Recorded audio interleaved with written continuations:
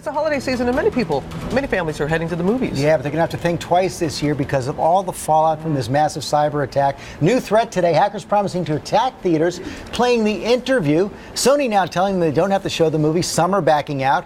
ABC's Cecilia Vega is in LA with the latest. Good morning, Cecilia. George, good morning to you. One of the largest theater chains in the country says it is now pulling the plug on The Interview. This really is hitting Sony right in the wallet. What was a corporation under siege is now hackers threatening an entire nation. Overnight, Sony telling theater owners they do not have to run The Interview when the controversial comedy about North Korea is released on Christmas Day.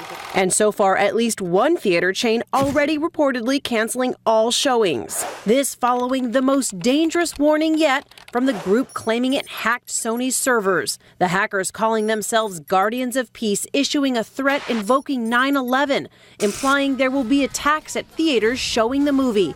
Saying in a taunting online message, "We recommend you to keep yourself distant. If your house is nearby, you'd better leave." And promising soon all the world will see what an awful movie Sony has made. The world will be full of fear. So far, Sony not commenting on the latest threat, but the film's stars, Seth Rogen and James Franco, called off their promotional tour. After telling George Stephanopoulos, "We set out to make a movie that was really entertaining to audiences, and I genuinely think we did that, and that's where my job ends." The company is going to have to work with law enforcement to decide how seriously to take this threat. The FBI now investigating, and the Department of Homeland Security saying at this time there is no credible intelligence to indicate an active plot against movie theaters within the United States. And now the movie giant is facing even more fallout, lawsuits. One from two former employees claiming Sony failed to protect confidential information, calling it an epic nightmare.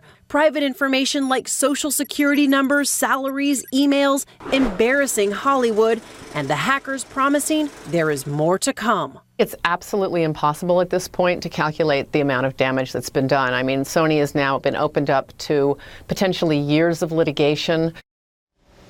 And by more to come, the hackers reportedly have released the entire email account of Sony Entertainment CEO George. This has just been one taunt after the next. Boy, it sure has to say. Let's bring in our Chief Justice Correspondent, Pierre Thomas. And Pierre, this may be one of the biggest cyber attacks ever. Officials getting any closer to figuring out who's behind this?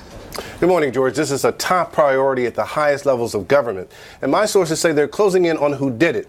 Everything is being looked at, including the chance that someone from inside Sony could be involved. But I can also tell you that the North Korean government is a prime suspect.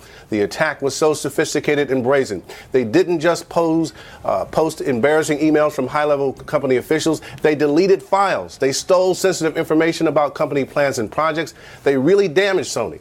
A number of my sources are wondering if we're in a new era of economic blackmail, George. Yeah, we have never seen anything like this before. But how capable is North Korea or the people behind this of really carrying out these attacks they're threatening?